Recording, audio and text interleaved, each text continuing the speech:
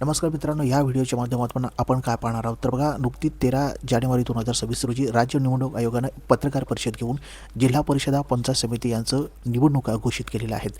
तर आपण पाहणार आहोत की ही जिल्हा परिषदा पंचायत समिती यांच्या निवडणुका कशा पद्धतीने या होणार आहेत. तर बघा, सर्वप्रथम आता राज्यामध्ये 12 जिल्हा परिषदा आणि त्या अंतर्गतच्या 125 पंचायत समितीच्या सार्वत्रिक निवडणुकांसाठी किती तर 5 फेब्रुवारी 2026 रोजी मतदान होणार आहे आणि 7 फेब्रुवारी 2026 रोजी त्याची मतमोजणी होणार आहे. आणि जिल्हा परिषदांच्या एकूण किती तर 731 आणि पंचायत समित्यांच्या 1462 जागांसाठी ही निवडणूक होणार आहे. आणि अशा पद्धतीने या सर्व जिल्हा परिषदा आणि पंचायत समित्या क्षेत्रामध्ये आचारसंहिता लागू झाली आहे. अशी गोष्ट काय आहे तर राज्याची निवडणूक दिनेश वाघमारे यांनी पत्रकार परिषदेमध्ये आता घोषित केलेलं आहे. तर बघा, या पत्रकार परिषदेमध्ये त्याने काय म्हटलेलं आहे तर बघा, सध्या रायगड, रत्नागिरी, सिंधुदुर्ग, पुणे, सांगली, सोलापूर, कोल्हापूर, छत्रपती संभाजीनगर, परभणी, धाराशिव आणि लातूर.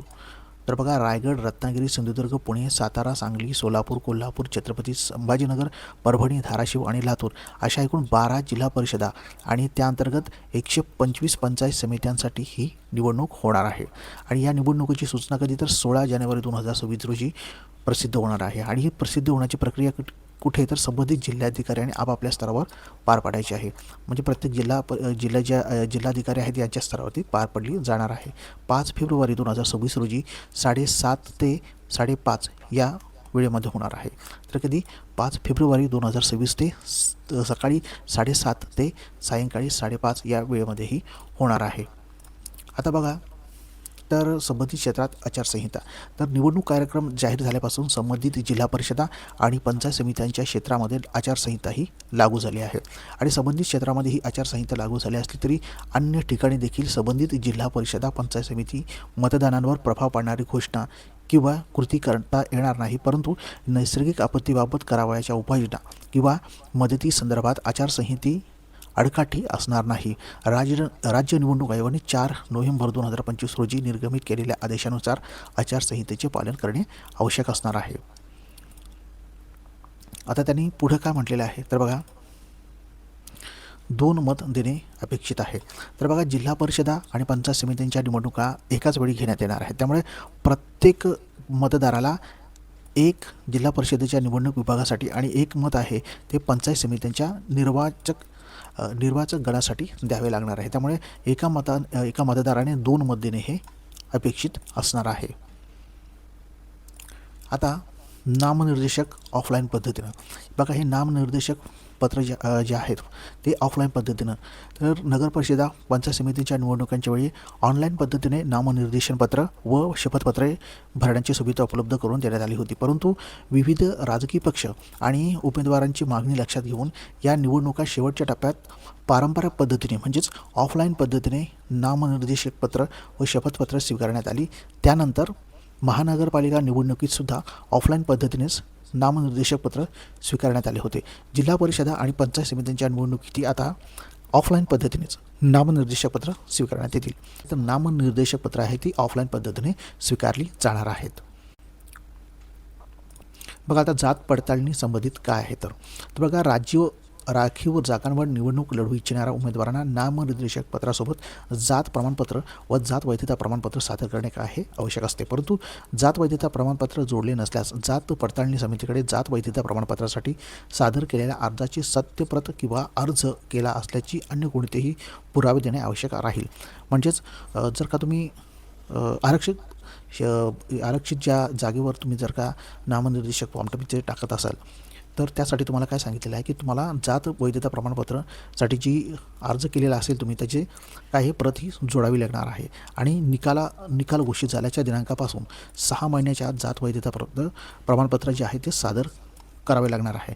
आणि जो कोणी असं करू शकणार नाही त्याला त्या उमेदवाराचे काय आहे तर नंतर निवडणूकही रद्द केली जाणार आहे. आता बघूया, तर या निवडणुकीसाठी यादी कुठली वापरली जाणार आहे? तर बघा 1 जुलै 2025ची यादी या निवडणुकीसाठी वापरली जाणार आहे. भारत सरकार आयोगाने तयार केलेल्या विधानसभा मतदारसंघाच्या याद्या स्थानिक स्वराज्य संस्थांच्या निवडणुकीसाठी वापरल्या जातात. संबंधित कायद्यातील तरतुदीनुसार राज्य निवडणूक आयोगाने 1 जुलै 2025 हा अधिसूचित दिनांक निश्चित करून त्या दिवशी अस्तित्वात असलेल्या विधानसभा मतदारसंघाच्या याद्या जिल्हा परिषदा व त्या अंतर्गत निवडणुकीसाठी जिल्हा परिषदा विभाग व पंचायत समिती सार्वजनिक गणनिहाय विभाजित केल्या आहेत. आणि या याद्यातील नावे वगळण्याच्या किंवा नव्याने समाविष्ट करण्याची बाब शासनाच्या राज्य निवडणूक आयोगाच्या अधिकार क्षेत्रात येत नाही. परंतु त्यातील दुबार नावांवर मात्र राज्य निवडणूक आयोगाने पुरेपूर दक्षता घेतलेली आहे. आणि संभाव्य दुबार मतदानाच्या नावासमोर काय आहे बघा, ते 2 स्टार असे आहे, ते चिन्ह नमूद करण्यात आलेलं आहे. आता बघा, हे मतदारसाठी त्यांनी मोबाईल ॲपसुद्धा ॲप डेव्हलप केलेला आहे. तर यासाठी त्यांनी इथे दिलेलं बघा, गुगलच्या प्ले स्टोअरवर डाउनलोड करता येणार आहे तुम्हाला. आणि त्यामध्ये तुमची मतदार आहे त्यांना त्यांची यादी नावसुद्धा शोधता येणार आहे. तर यासाठी खाली आपण डिस्क्रिप्शनमध्ये ही वेबसाईटसुद्धा देत आहोत, तिथे तुम्ही पहा. तर बघा, त्या समाप्तीनंतर जाहिरातींना बंदी.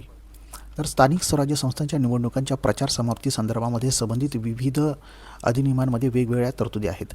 जाहीर प्रचाराच्या कालावधी संपल्यानंतर मुद्रित, इलेक्ट्रॉनिक आणि समाज माध्यमांसह कुठल्याही माध्यमांमध्ये प्रचारविषयक जाहिराती प्रसिद्ध किंवा प्रसारित करता येत नाही. महाराष्ट्र जिल्हा परिषद व पंचायत समिती अधिनियम 1961चे कलम 28(ब)(क) अन्वये जिल्हा परिषदा व पंचायत समित्या निवडणुकांसाठीच्या मतदार सुरू होण्याच्या दिनांकापूर्वी म्हणजे 24 तास अगोदर प्रचाराची समाप्ती होणार आहे. त्यानुसार जिल्हा परिषदा व पंचायत समितीच्या निवडणुकीसाठी 5 फेब्रुवारी 2026 रोजी मतदान होत असल्याने मतदानाच्या दिनांकापूर्वी 24 तास अगोदर म्हणजेच कधी तर 3 फेब्रुवारी 2026 रोजी सायंकाळी 12 वाजता जाहीर प्रचाराची समाप्ती होणार आहे. आणि त्यानंतर जाहिरातीची प्रसिद्धी प्रसारणही बंद होईल. परंतु अन्य अधिनियम नियमातील तरतुदीनुसार 3 फेब्रुवारी 2026 रोजी बघा 3 फेब्रुवारी 2026 रोजी रात्री 10 वाजेनंतर सभा, प्रचार फेऱ्या, ध्वनी शपथ आदींचा अवलंब करता येणार नाही. कधी 10 वाजेनंतर. तर बघा, आता माध्यम प्रमाणन आणि संनियंत्रण समिती. जिल्हा परिषदा पंचायत समितीच्या निवडणूक जाहीर झाल्यानंतर लगेच संबंधित जिल्हाधिकारी आपल्या स्तरावर राज्य निवडणूक आयोगाच्या 9 ऑक्टोबर 2025 रोजीच्या निवडणुकीच्या प्रयोजनार्थ प्रसार माध्यम नियंत्रण व जाहिरात प्रमाणन आदेश 2025 नुसार जिल्हास्तरीय माध्यम प्रमाणन व संनियंत्रण समिती स्थापित करतील. जिल्हाधिकारी स्वतःच्या समितीचे अध्यक्ष असणार आहेत, तर जिल्हा माहिती अधिकारी सदस्य सचिव असणार आहे. ही समिती काय करणार आहे तर प्रचारविषयक इलेक्ट्रॉनिक माध्यमांवरच्या प्रस्तावित जाहिरातीचे पूर्वमापन आणि पेड न्यूज संदर्भातील तक्रारीनंतर प्रकरणांची चौकशी, त्यांचे निराकरण तसेच विविध प्रसार माध्यमातील वृत्तांकनाच्या सतर्कच्या पालनाबाबत संनियंत्रण आणि देखरेख करणार आहे. राज्य निवडणूक आयोगाच्या स्तरावर आयोगाच्या सचिव अध्यक्षतेखाली राज्यस्तरीय माध्यम प्रमाणन व संनियंत्रण समिती कार्यरत असेल. म्हणजे ही जी समिती असणार आहे ही काय करणार आहे ते इलेक्ट्रॉनिक जे माध्यम आहेत त्यांच्यावर पूर्ण नियंत्रण ठेवणार आहे. आता बघूया की उमेदवाराची खर्च मर्यादा कशी असणार आहे. तर बघा, जिल्हा परिषदा पंचायत समितीच्या निवडणुकासाठी उमेदवारांची जी मर्यादा आहे ती पुढील प्रमाणे निश्चित करण्यात आलेली आहे. किती तर बघा, 71 ते 75 विभाग असलेल्या निवडणूक विभाग असलेल्या जिल्हा परिषदांसाठी किती तर 9 लाख रुपये आणि त्या अंतर्गत पंचायत समित्यांसाठी किती 6 लाख रुपये ही खर्चाची मर्यादा असणार आहे.